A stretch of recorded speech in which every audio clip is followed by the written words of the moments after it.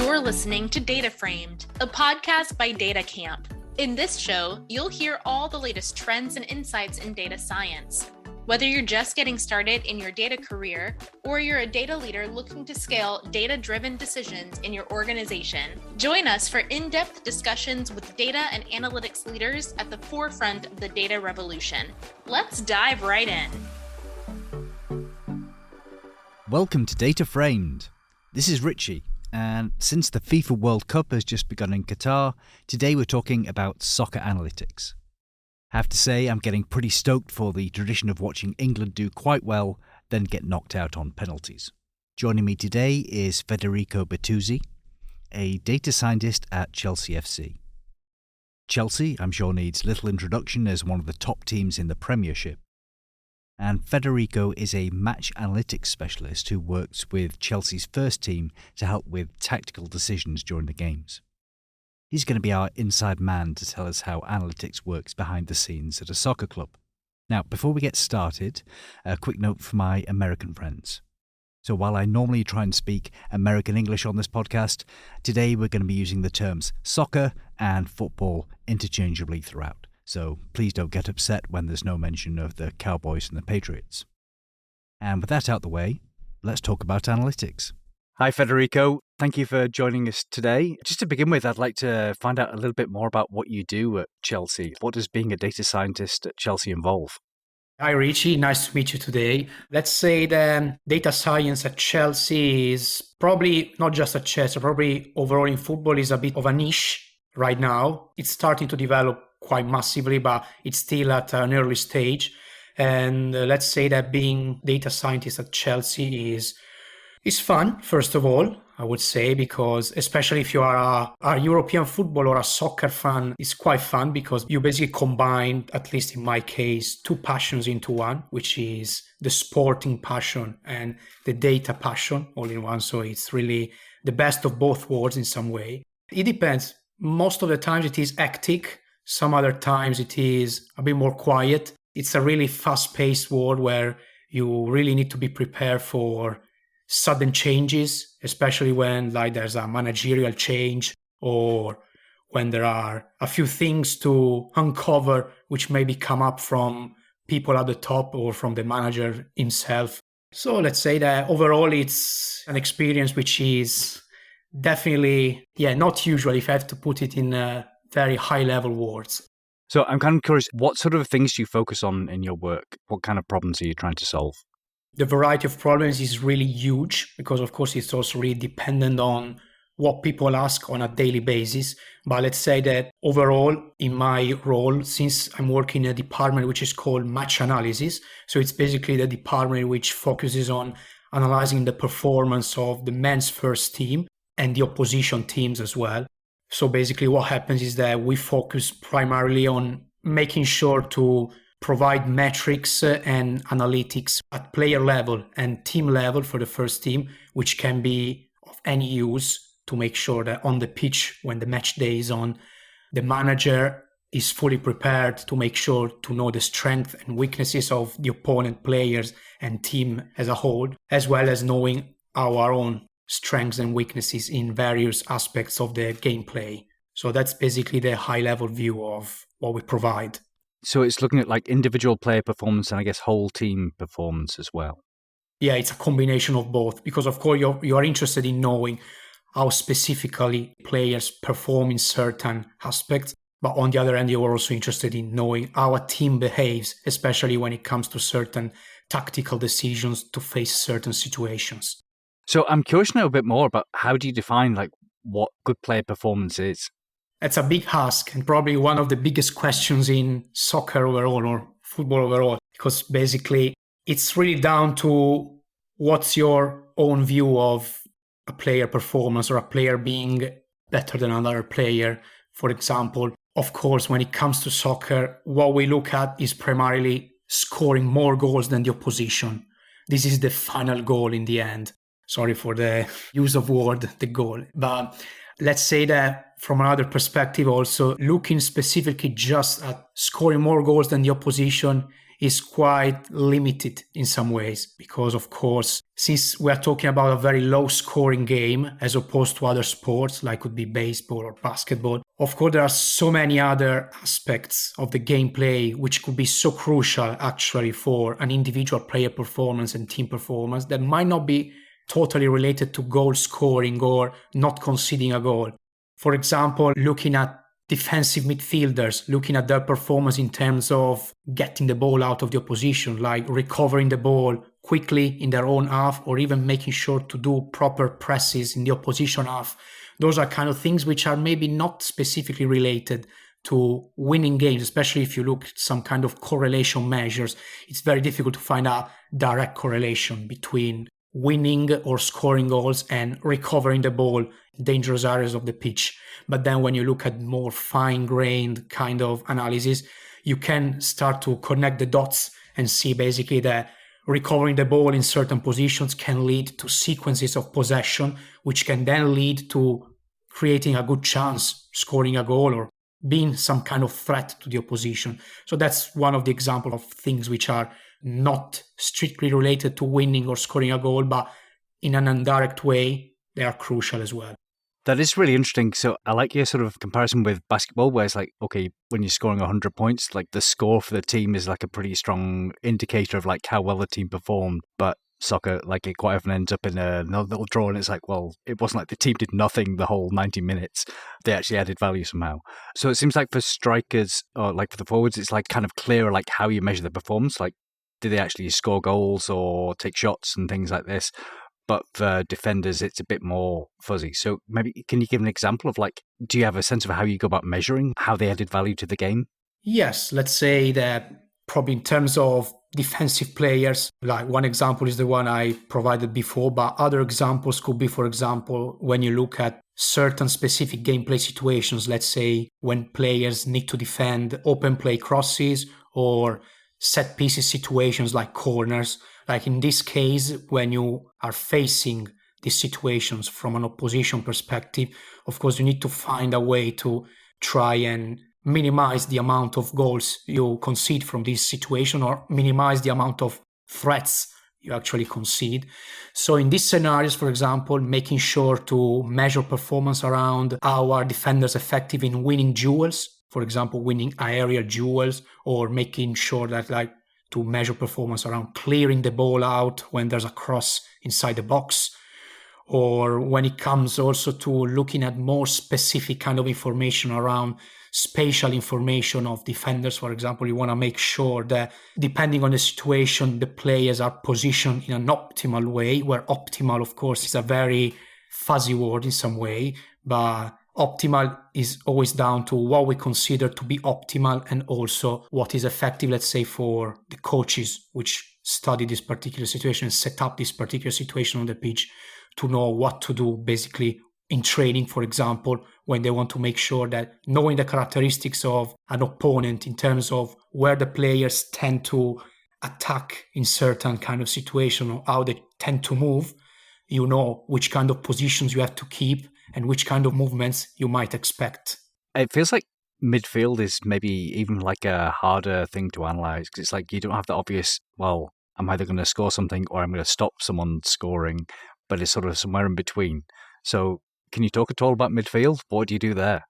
Yeah, you're definitely right about that because first of all, the midfielders are probably the most varied kind of roles you can have because of course you can have a setup with 3 midfielders or 2 midfielders or even 4 midfielders in some occasions. But of course, the kind of role they play in the game can be very different. Some midfielders are primarily defensive midfielders, so often their role is stopping the opposition from advancing, like being like good pressers or making sure to intercept dangerous balls.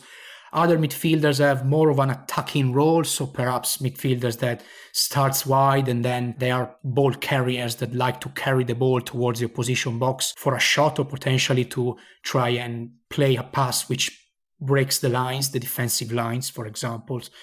And other midfielders prefer like to run without the ball, so doing off-ball runs which can then be in some way targeted by other players which are more into playmaker kind of role.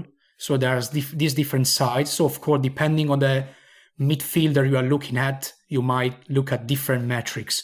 For, let's say, attacking midfielders, you might potentially still look at some kind of defensive metrics, because of course attacking midfielders are probably also amongst the first players that puts the first line of pressure in the opposition half or in the opposition third when they are closer to the opposition box. But you want to also look at more some kind of creative stats, such as how creative that player is in terms of playing potentially dangerous passes, where the dangerosity, the danger of a pass can actually be measured by using in this case, some kind of model, some kind of machine learning model, which can actually be used to predict, let's say, how difficult that pass can be or how potentially threatening that pass can be in order to get to a certain position.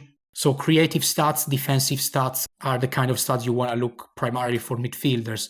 Potentially also scoring stats if you want to consider very offensive midfielders, such as a number 10 playing behind the lone striker, for example. So it seems like there are a lot of different metrics that you can sort of calculate like for each of the different roles. I'm kind of curious, like what happens after you sort of crunch the numbers? So if you discover like one player is playing particularly well or particularly badly, what sort of happens in the club?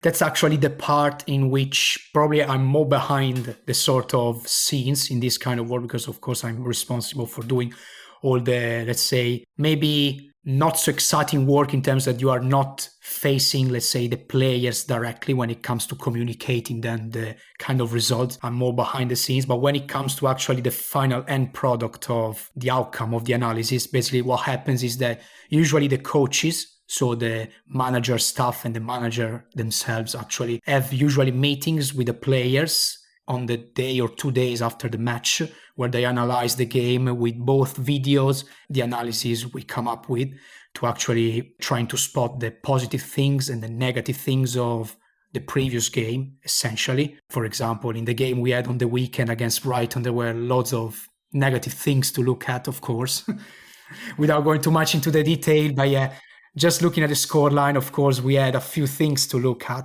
But yeah, at the end of the day, you always have, of course, to be a bit cautious about how to communicate these things to the players, because it's always about some kind of trade-off.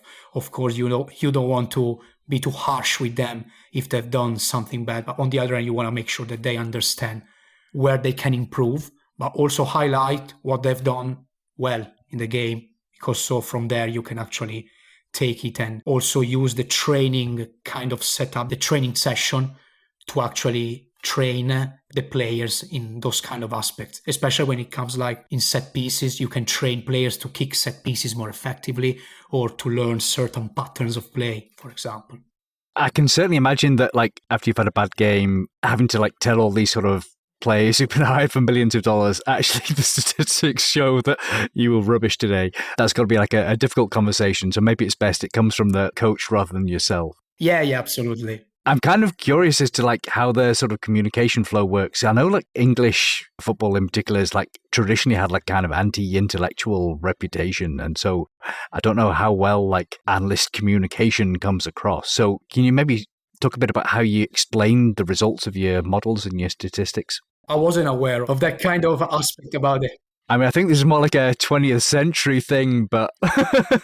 Yeah, no, that's good to know. I mean, I would say that, of course, different managers have different views and ways of working, especially with our kind of role, which is very analytical. But in general, I would say that probably we are way more into direct connection with his assistants, their assistants, so the assistant coaches rather than the manager himself. Usually the manager himself actually is a bit more, I wouldn't say on his own, but he's more direct with the players and of course with his closest staff. And we are more in connection with the coaches, the staff, which is actually helping the manager. The workflow is very direct with them because actually we usually meet them daily, on a daily basis. We meet with them on random occasions during the day. So it's not like a set meeting every day, like 9 a.m. meeting. It's more like they come into the office, we say hello to each other, and then we just start talking about what we want in terms of we want to see this and that today when it comes to the daily kind of operations. Because at the end of the day, with the coaches, we are more into the daily kind of metrics or daily kind of work. Whereas when we talk about a longer view, so a longer term kind of planning for the work we do on a longer term, it's more down to us specifically, us as a department, planning things beforehand, planning things which still go on alongside the daily things. And sometimes you start them, then you leave them aside because you need to do something else which is more urgent, then you pick them up again. So that's the sort of thing we do with the coaches and amongst ourselves as well. You've just had a change of manager quite recently. And so does that affect, do you get new directives on things that you need to be looking into, different kinds of analytics, depending on the manager?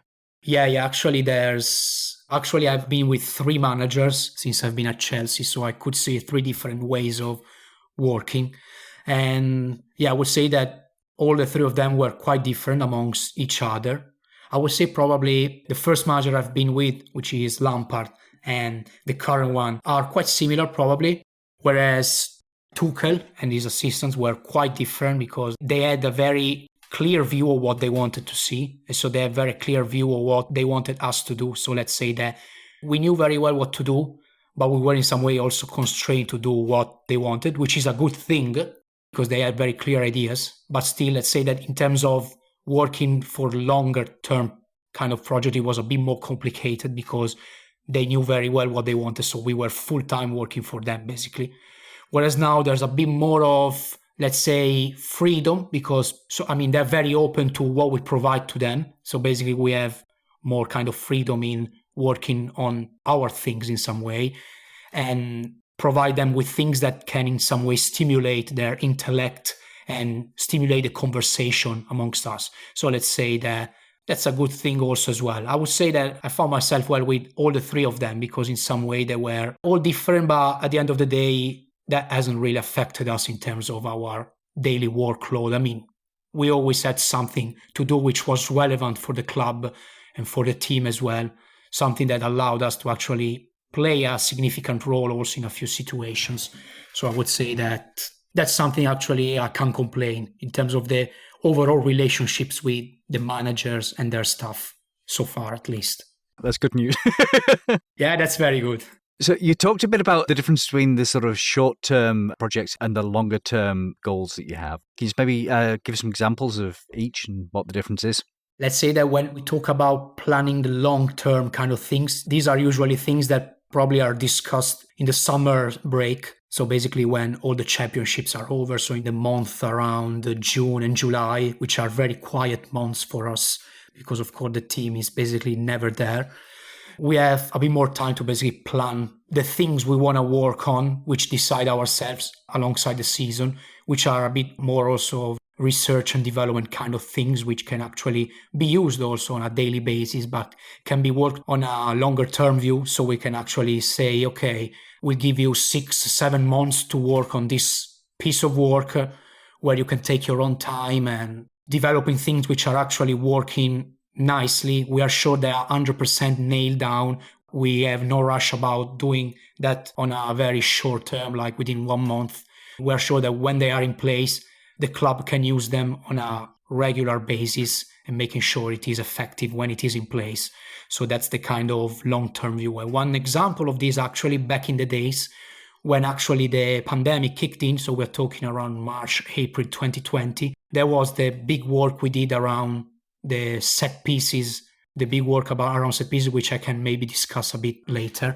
And when we talk short term, it's very, very short term. So it could be short term with a term of 1 week, for example, or even less than 1 week, because it really depends on what the manager or the staff wants in terms of, okay, we want to see this within a few days or as soon as possible, at least. So sometimes I find myself working on pieces of work which literally last 1 day. So I work on one piece of work which is ready in 1 day. The next day is already operational, or maybe it's not operational, but there's already something to work on. And then to make it operational, let's say on a bigger scale and with this sort of automation you want to see also on a game day basis, that's something that maybe takes a bit more time. I found myself working on very short-term things like working on making sure the metrics were provided live during games, some simple metrics which we wanted to see live in game To make it operational, it took a bit of time because we needed also the help of an external developer, which was more into making sure that the scripts could run on an automated basis externally in a platform. But to make sure that actually just the metrics were available in-game on a sort of live scenario, which wasn't really fancy but was still working, that was basically done in a matter of days. That sounds fast. I'd love to know a little bit more about what these sort of metrics you provide live during a game are. I mean, these live metrics, actually, this was a very short-term piece of project, which basically started and actually was nearly concluded with a former manager. So with Tuchel and this stuff, they wanted to see a few metrics, which were very high-level, simple metrics, both at team level and player level, but they were detailed enough for them to actually see them on a sort of mobile app, which they could open and refresh whenever they wanted, and they could see the progress of these metrics during the game. For example, very simple metric, which is very well used now, is, for example, being able to see XG, expected goals live in games, both at player level and team level for a specific game. So basically you could see by refreshing this app how the sort of cumulative XG was at that point in game for our team and our opponent team, but also specifically for each player. And the nice thing was also that you could see this metric also specifically for certain gameplay situations. So you could split it also amongst open play situations and set pieces situations like corners, for example. That's an example of a metric. So this XG, this expected goals, this is a sort of measure of like what the statistical model would predict the number of goals to be, because that's often like quite different from the actual number of goals, right? Yeah, absolutely. Could you just talk a bit more about like how this sort of thing is calculated? The expected goal is usually going up a bit more technical into the kind of model which usually it entails.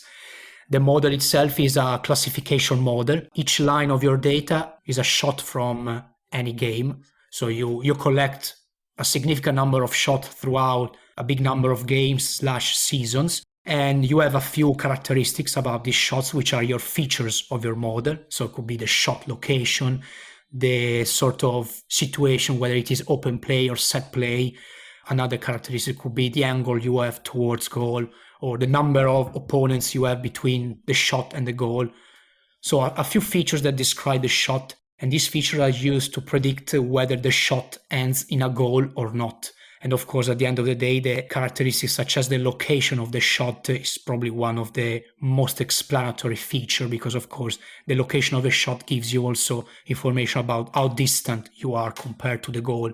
So the distance from goal, of course, plays a big role, because the closer you are to goal, the more likely you are to score in most of cases.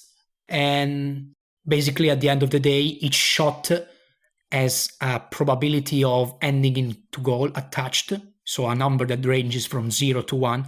And by summing all these probabilities alongside a game, for example, you get the cumulative XG, the cumulative expected goals throughout a game. So your total number of goals you should have scored in a game, roughly based on the model. You can compare it along a big number of games, or even in the same game, you can compare it alongside the actual number of goals you've scored, both at player level and team level, and see if you have either overperformed, which means you have scored more than you should, or underperformed, you have scored less than you should. So this is really like a measure of, well, some shots are easier to score, some goals are easier to score, so you should try and optimize for getting to those. That's interesting. So does it feed into strategy then? So you're like, well, okay, there's no point in just like trying to aim for taking long shots, and actually we should work towards some kind of tactics where we can get in closer to the goal. Actually, yes, they are. They're actually used a lot strategically, especially depending on the situation you want to analyze. Because, for example, you want to use expected goals as some measure of threat. So rather than using expected goals as a measure of what's the probability for me scoring a goal, it's more used as a metric to say we want to move the ball into more threatening positions, and we want to make sure also when it comes to playing certain situations, such as playing a cross or playing a set piece like a corner, you want to make sure that when you play the ball, both the crosser and the players who are actually positioning themselves within the box, you want to make sure that they actually position themselves in such a way that we can maximize our global expected goal from the situation. So looking at things like what's the situation that allows us, what's the combination of features, of combination of steps that allows us to maximize our chance of shooting and maximize the chance of having a high expected goal shot. So basically combining the chance of shooting, so getting the quantity in it, but also the quality, because there can be situations in which you might have more shots on average over a longer sort of time horizon or over a high number of data. You could see that on average you can shoot more in certain situations, but the average expected goal of those shots might not be so high, whereas there might be other situations in which you have fewer shots, so it's more difficult to get a shot. But once you get this shot, the chance of getting this into goal is higher. So that's probably a perfect example when you look at outswing corners versus in-swing corners, for example. So outswing corners, like corners that player kicks and tends to go further away from the goal, whereas in-swing corners are the ones that tends to go closer to the goals. For example, in outswing corners, you tend to see more shots, but with a lower XG on average. Whereas in in-swing corners, so the corners that go towards the goal, it's more difficult to shoot, but the shot tends to be higher in XG because actually the ball actually also gets closer to the goal. So that's also another thing to consider. If you get the ball closer to the goal, your threat increases, but it might be more difficult to shoot because there's also more density of players. That's really interesting. So there's a sort of trade-off there, like the thing where if you're just counting like how many shots do you take, then you'd probably favour going for the outswinging corners, but actually you're going to have more chance of scoring if you go for the in-swing corner, even though you're not going to get so many shots. Exactly. And especially it can be this average, these numbers of score will be different from team to team. So that's also where the individual opponent analysis comes in when it comes to deciding what's the best way to try and maximize our chance of scoring at the end of the day. I'm curious, how do short corners compare to these when you just knock it? The short corners is another interesting point, because short corners, for example, if you look at the global kind of output you get from short corners, they seem not to be very effective on average. It's very difficult to get a shot from a short corner if you compare it, of course, to the standard in-swing or out-swing corners. For an obvious reason at the end of the day, because with in-swing and out-swing corners, you are getting the ball into the box straight away for free in some way. So you don't have the additional step of moving the ball further away and trying to find another spot to get the delivery into the box. Because often also short corners don't really end up into the box. They become some kind of build-up phase. So the short corner becomes at some point an open play situation. So that's also another thing to consider, that actually short corners in most cases end up being an open play situation. And so anything that comes from that situation is also classified as an open play kind of output and not a set play at some point. So that's also another thing to consider. But there are some teams that are actually better than others in playing short corners and getting something out of it. Although at the end of the day, there's not really much data for short corners as opposed to in-swing and out-swing, because it's not something that teams on average tend to apply very often during a game.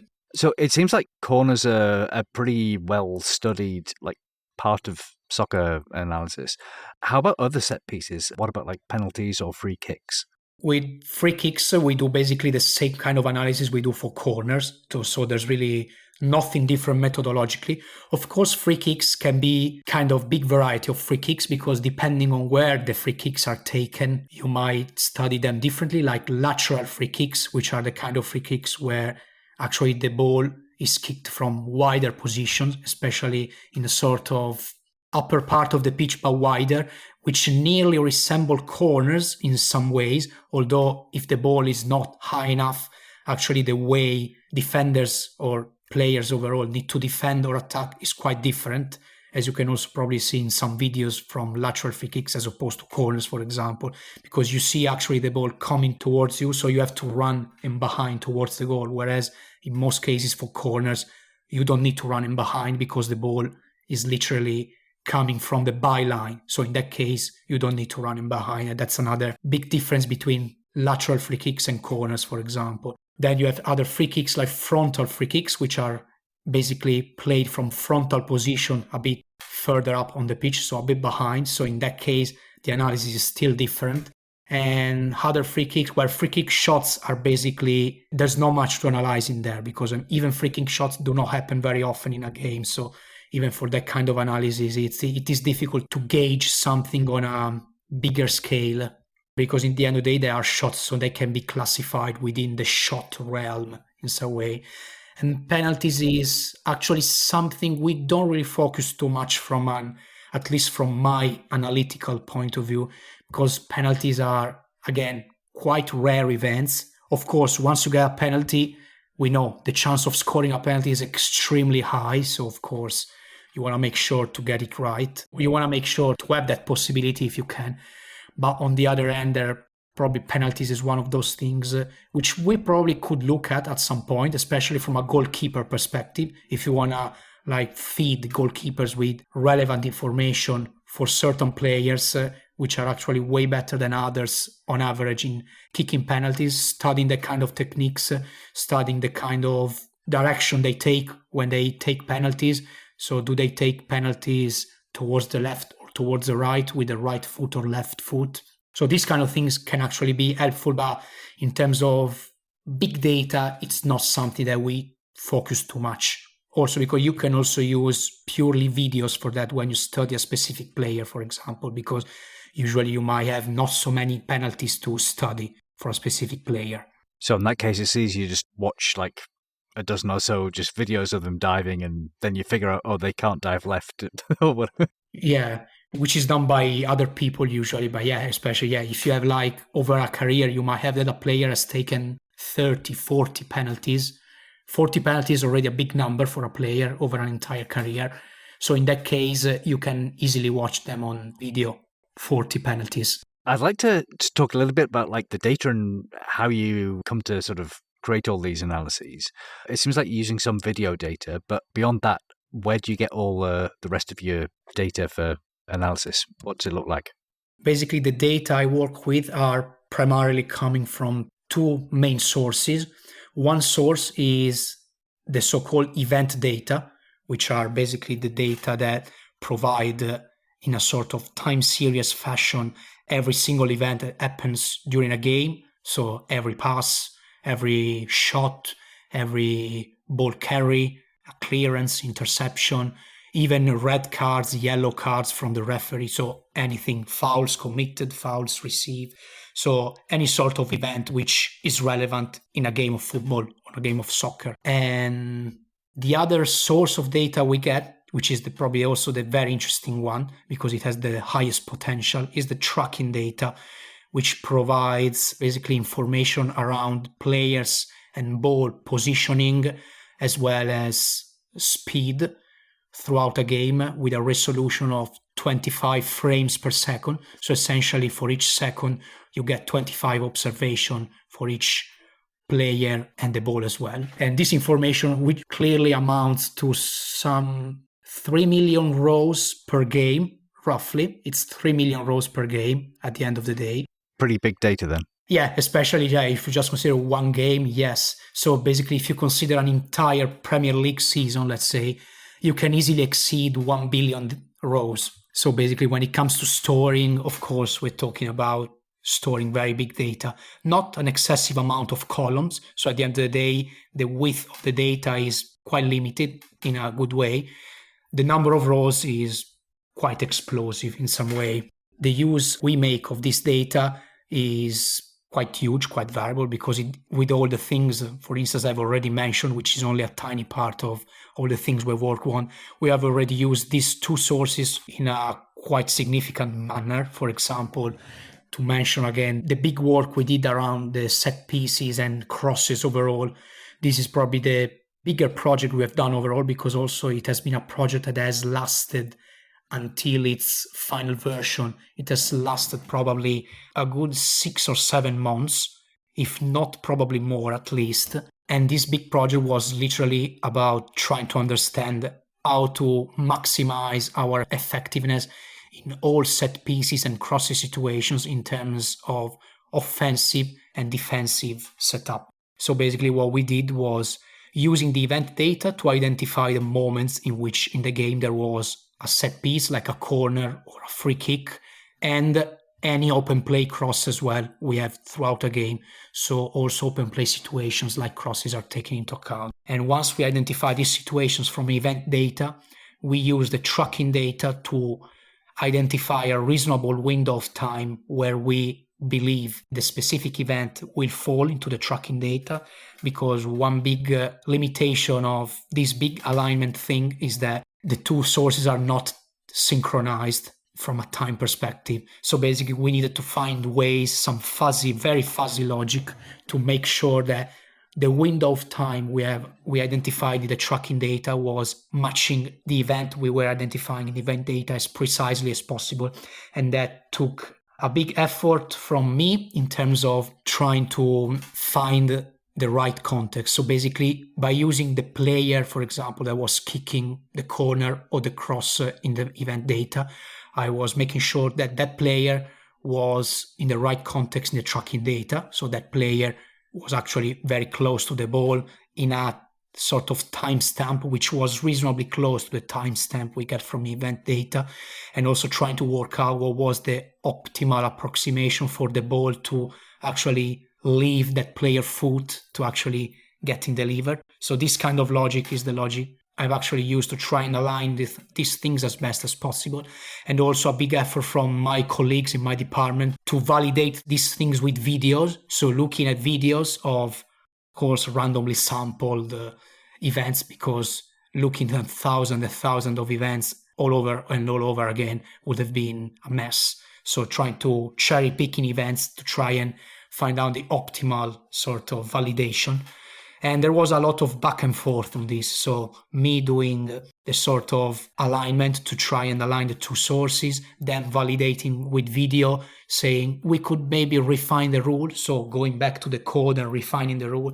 So there was a few times this back and forth kind of situation between me and my colleagues, which was frustrating sometimes, but at the end of the day rewarding, because we managed to do something quite big at the end of the day in terms of this big work, which also proved to be quite effective on the pitch as well in the past season and in the season before as well, in terms of getting our output in terms of offensive and defensive situations right, or at least getting it better. It seems like you're saying that like the two main data sets are kind of like time series event data and then sort of the spatial data as well. And there's like a bit of a data cleaning problem to try and get the two things aligned. Yeah, absolutely. Can you just tell me a bit about which statistics or machine learning techniques you tend to use? I would say that apart from the large majority of time I spend on proper data cleaning or proper refinement of data rules, which are actually essential to make sure that we actually work on the logic we need to actually work on to make sure we get to the final goal we need for the specific analysis. For example, making sure that certain sequences of possession in the event data reflect what we actually see on video, which is sometimes not right because the event data don't fully reflect sometimes what you see on video because they are humanly tagged, they are tagged by people. So of course that brings in an unavoidable human error. Apart from the huge data cleaning I carry on a daily or monthly or weekly basis or on a regular basis, the machine learning techniques I use to actually more on a kind of research and development phase at this stage, which hopefully at some point will make the light of the day on an operational phase, are, for example, related to pure analysis on tracking data. For example, identifying patterns in the tracking data which reflect player runs, for example, behind the defensive line, especially when you want to identify moments which you will never see in the event data, because in the event data you only see information around the ball, whereas in the tracking data you can see the full spectrum of actions around specific events. For example, in the tracking data, I'm working on making sure to identify those runs, those player runs, regardless of whether they are around certain events or not, that players do, and they often do on a game, even when they are off camera sometimes, which is even more of a bonus for me to investigate this data even more, because you can identify moments such as these, which are actually difficult even to quantify from a metric perspective, because actually you don't really see them on an event data feed. And even in the tracking data, if you use them purely to align them with a event data feed in terms of contextual information, it is still difficult, because sometimes you see things in tracking data like these runs, which are very difficult in some way to attach to a specific event. So in this case, that's where this kind of information can be very useful also from a recruitment perspective, if you want to identify players for recruiting purposes, which are actually doing specific kind of things on the pitch which are not so easily quantifiable. So that's an example. Things on the pitch, that means basically stuff that's happening away from the ball, maybe like a player trying to create space or something like that. Yeah, exactly. That's the big point around that, creating space with runs. And so of all these analyses you've worked on, what's the sort of data success story you're most proud of? I might be repetitive once again, but yeah, probably the big project we did around set pieces and crosses in terms of bringing to life, let's say probably to nearly full potential, the tracking data and event data together is probably something that really made us proud. And not only because it was a big piece of work, which we managed to make operational and we managed to make it work on a regular basis. And it's still working nowadays in terms of the automated process in the background. But probably we're also very proud of that because of the actual success we have seen on the pitch for this kind of data brought to life, especially when it comes to the coaches using it actively to actually take decisions in the training session when it comes to train players for certain situations, but also on the pitch when it comes to designing the best setup during a game. I'm saying it has been successful on the pitch because actually when it comes to the past season, so the season 21-22 and the season before, the season 2020-2021, we have seen a dramatic increase, a dramatic improvement in set pieces performance and also crosses, open play crosses performance from a defensive point of view and an offensive point of view. So in terms of scoring goals and conceding goals, as opposed to the season before that, so the season 19-20, which was a very problematic season in some way in terms of set pieces performance. Then in 2 years ago and 1 year ago, also thanks to a new set piece coach that came in, enabled us to actually have a more thorough kind of analysis and a more thorough training on set pieces that enabled us to actually being very collaborative with him, to being very cooperative with him in terms of working very well alongside him, because he really liked the kind of work we did a lot, because he is quite a bit into data in terms of using data to actually take decision. And so using his expertise in terms of training players in set pieces and crosses from a defensive and offensive point of view, combined with our work we did with set pieces and crosses, which was completely independent of any manager request. So it is something we planned ourselves in some way. We managed to create this small success story in some way. That's cool. Then it does seem like analysing set pieces and optimising set piece performance is like a very big part of your role. So just switching to the World Cup, because the World Cup is, of course, an important event right now. It seems like national teams and national squads are also very much focused on like trying to figure out set pieces as well. So I was wondering, do you get involved in World Cup analysis at all?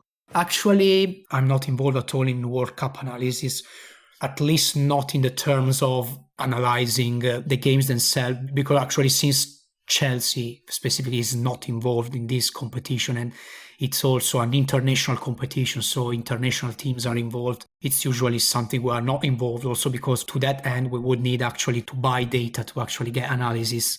So in that case, it's also another thing to consider. So I'm not involved in the analysis of the World Cup, at least in terms of getting data and crunching metrics as I usually do when it comes to our competition specifically. But it might be that in terms of recruiting, potentially also because I collaborate also with the recruiting side of things. We collaborate with the recruiting side of things with our data, because our data are also used for recruiting in certain cases, which is going to help definitely. So this is trying to identify good players in order they might join your team.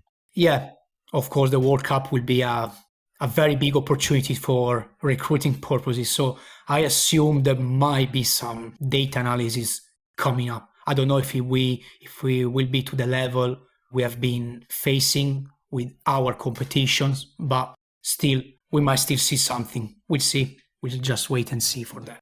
I guess to finish, who do you think is going to win the World Cup? My answer might be quite obvious, but I'm guessing Brazil. Okay, I think they are favourites to win. So you're going with the safe choice there? Yeah, I would say it's a very safe choice, but I've actually watched Brazil a few times, also because my girlfriend is half Brazilian, so also I'm a bit biased about that. And basically, of course, she will support Brazil a lot. I'm very kind of unbiased on that. I'm not really supporting any team also because Italy is not in the World Cup. So that's a big loss for us, for 2 World Cups not being in there, which is very massively negative for us. But I think Brazil overall are really the most complete team, especially considering that France will have quite a few big defections. So I would say that that's the main reason. Brazil seems like the more complete team in every kind of setup, defensive setup, midfield and forwards. I think they are the most competitive team. But World Cup is good also because often you see very unexpected teams doing very well, like Croatia 4 years ago. All right, in that case, we've got a few weeks to wait until we find out if your predictions are correct. So thank you for taking the time to chat. It's been a real pleasure. I've learned a lot. Thank you. Thank you very much for your time, Rich, as well. It's been a pleasure. You've been listening to Data Framed, a podcast by DataCamp. Keep connected with us by subscribing to the show in your favorite podcast player. Please give us a rating, leave a comment, and share episodes you love. That helps us keep delivering insights into all things data. Thanks for listening. Until next time.